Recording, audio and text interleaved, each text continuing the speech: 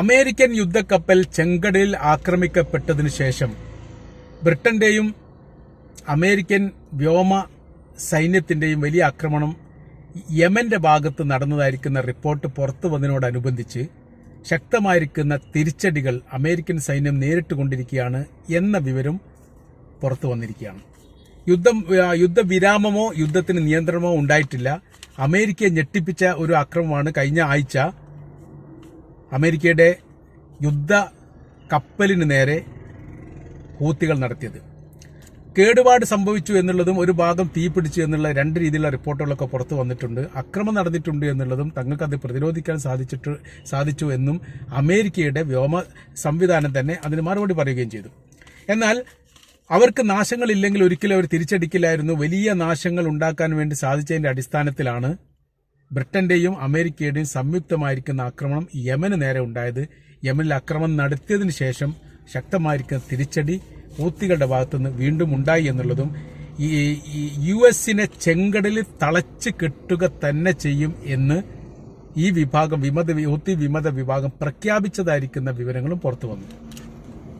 ചെങ്കടലുമായിട്ട് ബന്ധപ്പെട്ട് വലിയ വിവാദങ്ങൾ ഇതിനു മുൻപേ ഉണ്ടായതാണ്. വളരെ എളുപ്പത്തിൽ തന്നെ ആ ഭാഗത്തുള്ള വിമത വിഭാഗത്തെ ഇല്ലാതാക്കിക്കൊണ്ട് ചെങ്കടൽ എന്ന് പറയുന്ന യൂറോപ്പിലേക്കുള്ള ഏറ്റവും എളുപ്പമുള്ള വൈമാർഗം അത് സുതാര്യമാക്കി സുരക്ഷിതത്വം ഒരുക്കിക്കൊണ്ട് എല്ലാ കപ്പലുകൾക്കും ലക്ഷ്യസ്ഥാനം കൈവരിക്കാനുള്ള സംവിധാനം ഉണ്ടാക്കും എന്നാണ് അമേരിക്ക അന്ന് പറഞ്ഞു വെച്ചത്. പക്ഷെ ഒരു വർഷം കഴിഞ്ഞിട്ടും അതൊന്നും നടന്നിട്ടില്ല എന്ന് മാത്രമല്ല, ആ മേഖല കലുഷിതമായിരിക്കുന്ന അന്തരീക്ഷത്തിലൂടെ പോകുന്നതിനിടയിൽ തന്നെ അറേബ്യൻ കടലിലും മെഡിറ്ററേനിയൻ കടലിനു നേരെയും തങ്ങൾ ആക്രമിക്കും എന്നുള്ള ഒരു ഭീഷണി കൂടി ഇപ്പോൾ ഉണ്ടായിരിക്കുകയാണ്. ഇപ്പോൾ സാഹചര്യങ്ങളൊക്കെ വളരെ മോശമായ രീതിയിൽ തന്നെ വരുന്നു. ഈ ട്രംപ് അധികാരത്തിൽ വന്നാൽ, ട്രംപ് വിജയിച്ചു കഴിഞ്ഞാൽ യുദ്ധത്തിനൊക്കെ ഏറെക്കുറെ ഒരു ശാന്തത ഉണ്ടാവും എന്നൊക്കെ ആയിരുന്നു പ്രതീക്ഷിച്ചത്. പക്ഷേ സ്ഥിതികളൊക്കെ ഇപ്പോഴും അങ്ങനെ തന്നെ തുടരുകയാണ്. അക്രമത്തിന് യാതൊരു ഈ നിയന്ത്രണങ്ങളും ഇല്ലാത്ത രീതിയിൽ പരസ്പരം അങ്ങോട്ടും ഇങ്ങോട്ടും പോർവിളി ചെയ്തുകൊണ്ടുള്ള അക്രമം തന്നെയാണ് നടക്കുന്നത്. 90-ലധികം കപ്പലുകൾ ഇത്രയും കാലത്തിനിടയിൽ ആക്രമിക്കപ്പെട്ടിട്ടുണ്ട്. 200-ലധികം എന്ന് മറ്റൊരു റിപ്പോർട്ടിൽ പറയുന്നു. അതിൽ 90ഓളം കപ്പലുകൾക്കാണ് വലിയ രീതിയിലുള്ള നാശങ്ങളോ അതല്ലെങ്കിൽ തീപിടുത്തങ്ങളോ അല്ലെങ്കിൽ കപ്പൽ മുങ്ങിപ്പോവുകയോ പിടിച്ചെടുത്ത് കൊണ്ടുപോവുകയോ ഒക്കെ ചെയ്തത് എന്ന തരത്തിലുമാണ് വിവരങ്ങൾ. കൃത്യമായിരിക്കുന്ന വിവരങ്ങൾ ഈ മേഖലയിലൊന്നും പുറത്തു വരുന്നില്ല. ആക്രമിക്കുന്ന വീഡിയോകളൊക്കെ ഹൂത്തികൾ പുറത്തു വിടുന്നതിനോടനുബന്ധിച്ച് മാത്രമാണ് അമേരിക്കയും ബ്രിട്ടനും ഇത് സ്ഥിരീകരിക്കുകയും ഈ സംഭവങ്ങൾ ഉണ്ട് എന്ന് പറയുകയും ചെയ്യുന്നത്. ഇപ്പോഴത്തെ നിലവിലെ സാഹചര്യം എന്ന് പറയുന്നത് ഈ ഇറാന്റെ നിർമ്മിതമായിരിക്കുന്ന മിസൈൽ വെച്ചുകൊണ്ട് ഹൂത്തികൾ ഈ അമേരിക്കയുടെയും ബ്രിട്ടന്റെയും അല്ലെങ്കിൽ യൂറോപ്യൻ കപ്പലുകളൊക്കെ ആക്രമിക്കുന്നു എന്നുള്ളതും ഇതിനെ പ്രതിരോധിക്കാൻ വേണ്ടി അമേരിക്കയ്ക്ക് സാധിക്കുന്നില്ല എന്ന തരത്തിലുമാണ് കാര്യങ്ങൾ പോകുന്നത്. അതിന്റെ കാര്യം പറയുന്നത് ഏതൊക്കെ നൂതന സംവിധാനങ്ങൾ ഉപയോഗിച്ചുകൊണ്ടാണ് തങ്ങളെ ആക്രമിക്കുന്നത് എന്ന് മനസ്സിലാക്കാൻ സാധിക്കുന്നില്ല. ഈ മിസൈലുകളൊക്കെ പൊട്ടിത്തെറിച്ച് പോകുന്നുണ്ട്, അല്ലെ തകർന്നു പോകുന്നുണ്ട്. അതുകൊണ്ട് ഇതിന് ഉപയോഗിക്കുന്ന സാങ്കേതിക വിദ്യ കണ്ടെത്താൻ സാധിക്കാത്തതിന്റെ പ്രയാസം അമേരിക്ക ഇപ്പോൾ അനുഭവിക്കുകയാണ്. അപ്പോൾ ഇത് അറബിക്കടലിലേക്കും മെഡിറ്ററേനിയൻ കടലിലേക്കും ഒക്കെ നീങ്ങുന്ന സമയത്ത് കൃത്യമായിരിക്കുന്ന ഇസ്രായേലിനെ ലക്ഷ്യം വെച്ചുകൊണ്ട് ആക്രമണം നടത്തും എന്നുള്ളതാണ്. ഹൈഫ തുറമുഖത്തേക്ക് 2-3 പ്രാവശ്യം ഹൂത്തികൾ തന്നെ ആക്രമണം നടത്തിയിട്ടുണ്ട്. അതോടൊപ്പം തന്നെ ബംഗൂരിയൻ എയർപോർട്ടിനെ ഹൂത്തികൾ ആക്രമിച്ചിട്ടുണ്ട്. തന്ത്രപ്രധാനമായിരിക്കുന്ന പല ഭാഗങ്ങളെയും ഈ ഹൂത്തികൾ ആക്രമിക്കപ്പെട്ടതാണ്. അതിനൊന്നും കൃത്യമായ രീതിയിൽ പ്രതിരോധം ഉണ്ടാക്കാൻ വേണ്ടിയിട്ട് ഇസ്രായേലിന് സാധിച്ചിട്ടില്ല എന്നുള്ളത് അവരുടെ സൈനികപരമായിരിക്കുന്ന പോരായ്മയായിട്ട് തന്നെയാണ് വിലയിരുത്തുന്നത്. ഇപ്പോഴത്തെ അമേരിക്കൻ പ്രസിഡന്റ് മാറി വന്നതുകൊണ്ട് വലിയ മാറ്റങ്ങളൊന്നും ഉണ്ടാവില്ല എന്ന് മാത്രമല്ല, മാറ്റങ്ങൾ ഉണ്ടാവുകയാണെങ്കിൽ ഇസ്രായേലിനെ നിയന്ത്രിക്കുന്ന സ്ഥിതിയിലേക്ക് കാര്യങ്ങൾ പോകുമെന്നാണ്. ജനുവരി 20-ാം തീയതിയാണ് ജയിച്ചിരിക്കുന്ന ട്രംപ് അധികാരമേൽക്കുന്നത്. ഇപ്പം നിലവിൽ ജോ ബൈഡൻ തന്നെയാണ് പ്രസിഡന്റ്. ജോ ബൈഡന്റെ നിലപാടുകളും സമീപനങ്ങളും തന്നെയാണ് ഇപ്പോഴും നിയമമായിട്ട് നിലനിൽക്കുക. അതിന്റെ അടിസ്ഥാനത്തിൽ ഇപ്പോൾ കഴിഞ്ഞ ദിവസം ഒരു പ്രഖ്യാപനം നടന്നത് ഉക്രൈന് വേണ്ടി തങ്ങൾ ആയുധങ്ങൾ നൽകും, അതോടൊപ്പം തന്നെ റഷ്യ ആക്രമിക്കാൻ വേണ്ടി തങ്ങൾ സമ്മതം നൽകും എന്ന തരത്തിലാണ്. അപ്പോൾ അതിന് റഷ്യയുടെ പ്രസിഡന്റ് വ്ളാഡിമിർ പുടിൻ പറഞ്ഞ ഒരു 3-4 ലോകത്തെ ക്ഷണിച്ചു വരുത്തുന്ന പ്രവൃത്തിയാണ് ജോ ബൈഡൻ ചെയ്യുന്നത്. ഇറങ്ങിപ്പോകുന്ന സമയത്ത് വലിയ രീതിയിലുള്ള വിഷയങ്ങൾ ഉണ്ടാക്കുന്നു. ചെങ്കടലുമായി ബന്ധപ്പെട്ട് വീണ്ടും അറബ് രാജ്യങ്ങളുടെ സഹായം തേടാൻ വേണ്ടിയിട്ടാണ് അമേരിക്ക തീരുമാനിച്ചത്. ഇത് എത്രത്തോളം വിജയിക്കും എന്നതൊന്നും കൃത്യമല്ല. ട്രംപ് വീണ്ടും അമേരിക്കയുടെ പ്രസിഡന്റായി അധികാരത്തിൽ വന്നതിന് ശേഷം രഹസ്യമായ രീതിയിലുള്ള ഇത്തരമൊരു ചർച്ചകൾ ആരംഭിച്ചിട്ടുണ്ട് എന്നുള്ളതും അത് ജോ ബൈഡൻ ഇറങ്ങുന്നതിന് മുൻപായി ചെങ്കടലുമായി ബന്ധപ്പെട്ട മേഖല സുരക്ഷിതമായിരിക്കുന്ന പ്രദേശമാക്കി അല്ലെങ്കിൽ കടലിടുക്കാക്കി മാറ്റാനുള്ള ശ്രമത്തിന്റെ ഭാഗമാണ് ഈ ഒരു പരിശ്രമം എന്ന തരത്തിലുള്ള റിപ്പോർട്ടും പുറത്തു വരുന്നുണ്ട്. എന്നാൽ അമേരിക്കയുമായിട്ടുള്ള ബന്ധം അറബ് രാജ്യങ്ങൾ മുമ്പത്തെ കാലങ്ങളിൽ നിന്ന് വ്യത്യസ്തമായ രീതിയിൽ കൃത്യമായിരിക്കുന്ന നിലപാട് പറയുന്ന രീതിയിലേക്ക് കാര്യങ്ങൾ മാറുന്നു. ഹൂത്തികൾ എന്ന് പറഞ്ഞാൽ തീവ്ര ചിന്താഗതിയുള്ളവരും ഭീകരവാദികളുമാണ് എന്നാണ് അമേരിക്കയുടെ പക്ഷം. എന്നാൽ ഇത് അങ്ങനെ തന്നെ അറബ് രാജ്യങ്ങൾ അംഗീകരിക്കുന്നില്ല. അത് വലിയൊരു വിഷയമായിട്ട് തന്നെ അമേരിക്കയെ സംബന്ധിച്ചിടത്തോളം അവർ ഇപ്പോഴും അതിന്റെ പ്രയാസം അനുഭവിക്കുന്നു.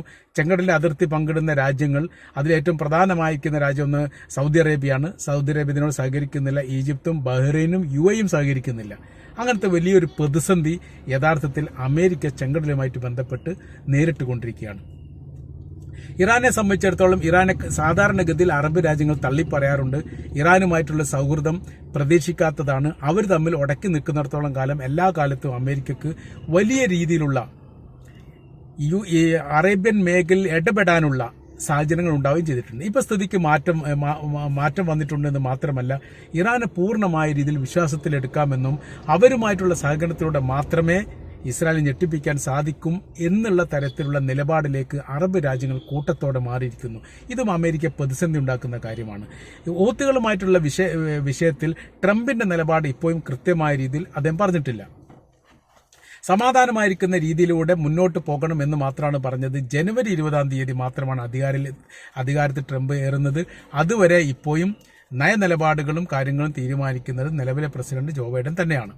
അതുകൊണ്ട് ജോ ബൈഡന്റെ നിലപാടുകളും ഈ കാര്യത്തിൽ നിർണായകമാണ്. ബൈഡനെ സംബന്ധിച്ചിടത്തോളം ഏതെങ്കിലും തരത്തിലൊരു സമാധാനമായിരിക്കുന്ന ഒരു അന്തരീക്ഷം ഈ മേഖലയിൽ പുലർന്നതിന് ശേഷം തനിക്ക് ഈ പ്രസിഡന്റ് സ്ഥാനത്ത് നിന്ന് ഇറങ്ങിപ്പോകണം എന്നുള്ളത് വലിയൊരു ആഗ്രഹം ജോ ബൈഡനുണ്ട്. പക്ഷേ അതിന് ഈ അമേരിക്കയുടെ പ്രതിപക്ഷ സംവിധാനം തന്നെ ഈ വിഷയവുമായിട്ട് ബന്ധപ്പെട്ട് പറയുന്നത് അതിനുവേണ്ടിയുള്ള ശ്രമങ്ങൾ ബൈഡൻ നടത്തുന്നില്ല. ഒരു ഭാഗത്ത് ഇസ്രായേലിനെ കരാർ വ്യവസ്ഥ പോലും ഇല്ലാതെ സഹായിക്കുന്നു, സൈനികപരമായിരിക്കുന്ന വലിയ സഹായം നൽകുന്നു. മറുഭാഗത്ത് ഖത്തറിനോടൊപ്പം ചേർന്നുകൊണ്ട് സമാധാന ശ്രമത്തിന് വേണ്ടി ശ്രമിക്കുകയും ചെയ്യുന്നു. ഒരു ഭാഗത്ത് യുദ്ധം ചെയ്യുന്നു, മറുഭാഗത്ത് സമാധാനത്തിന് വേണ്ടി ശ്രമിക്കുകയും ചെയ്യുന്നു. ഈ രണ്ട് തോളിലും കാലുവെക്കുന്ന പ്രവൃത്തിയാണ് അമേരിക്ക ചെയ്യുന്നത്. പിന്നെ ഇവിടെ എങ്ങനെയാണ് സമാധാനം ഉണ്ടാവുക എന്ന് അമേരിക്കയുടെ പ്രതിപക്ഷ വിഭാഗം തന്നെ ചോദിക്കുന്നിടത്തേക്ക് കാര്യങ്ങൾ പോവുകയാണ്. അപ്പോൾ ഇവിടുത്തെ വിഷയം എന്ന് പറയുന്നത് ചെങ്കടലിനെ സുരക്ഷിതമാക്കുക എന്നുള്ളത് വളരെ കൃത്യമായിരിക്കുന്ന അമേരിക്കയുടെ ലക്ഷ്യമായിരുന്നു. ഈ ലക്ഷ്യം വേണ്ട രീതിയിൽ ലക്ഷ്യം കാണാതെ വന്ന സമയത്താണ് ഇറാനുമായിട്ടുള്ള ഒരു നേരിട്ടുള്ള യുദ്ധവും തങ്ങൾക്ക് വലിയ രീതിയിലുള്ള പരാജയമുണ്ടാകും എന്നവർ മനസ്സിലാക്കുന്നത്. ഇറാനെതിരെയുള്ള എല്ലാ യുദ്ധ സംവിധാന സാമഗ്രികളും ചെങ്കടലുമായിട്ട് ബന്ധപ്പെട്ട ഭാഗങ്ങളിലൂടെ തന്നെ എത്തിച്ചിട്ടുണ്ട് എന്ന് പറയപ്പെടുന്നുണ്ട്. ചില ഭാഗങ്ങളൊക്കെ ചെങ്കടലിന്റെ ഭാഗമാണ് എന്നുള്ളതും മെഡിറ്ററേനിയൻ കടലാണ് ഏറ്റവും കൂടുതൽ അവർ ശ്രദ്ധ കേന്ദ്രീകരിച്ചതെന്നുള്ളതും അതോടൊപ്പം തന്നെ ഇസ്രായേലിന്റെ അതിർത്തി പങ്കിടുന്ന മർമ്മപ്രധാന പ്രദേശങ്ങളിലെല്ലാം ഏതൊരു ആക്രമത്തെയും ഇറാന്റെ ഭാഗത്ത് ഉണ്ടാവുകയാണെങ്കിൽ നേരിടാൻ തയ്യാറാകുന്ന തരത്തിൽ അല്ലെങ്കിൽ അതിന് പ്രാപ്തമാകുന്ന തരത്തിലുള്ള സംവിധാനങ്ങൾ ഒരുക്കിയിരിക്കുന്നു എന്ന വിവരം ഇതിനിടയിൽ പുറത്തു വന്നതാണ്. പക്ഷെ ഇതൊന്നും ലക്ഷ്യം ചെങ്കടലിലെ അമേരിക്കയുടെ പരാജയം മിഡിൽ ഈസ്റ്റിൽ തന്നെയുള്ള വലിയ പരാജയമായിട്ടാണ് അമേരിക്കൻ രാഷ്ട്രീയവും പ്രതിരോധ സംവിധാനവും വിലയിരുത്തുന്നത്. അവിടെ അതിജീവിച്ച് കിട്ടുക എന്നുള്ളത് വളരെ പ്രധാനമായിരിക്കുന്ന ഒരു വിഷയവും താല്പര്യവുമായി മുൻപ് തന്നെ അമേരിക്ക ഈ നിലപാട് പറഞ്ഞിട്ടുണ്ട്. എളുപ്പമാണ് എന്ന് കരുതി, പക്ഷെ എളുപ്പമല്ല എന്നത് മാത്രമല്ല, കീഴടക്കാൻ സാധിക്കുകയില്ല എന്ന് ഏറെക്കുറെ ഉറപ്പായിരിക്കുന്ന സ്ഥിതിയിലേക്ക് കാര്യങ്ങൾ പോകുന്നു.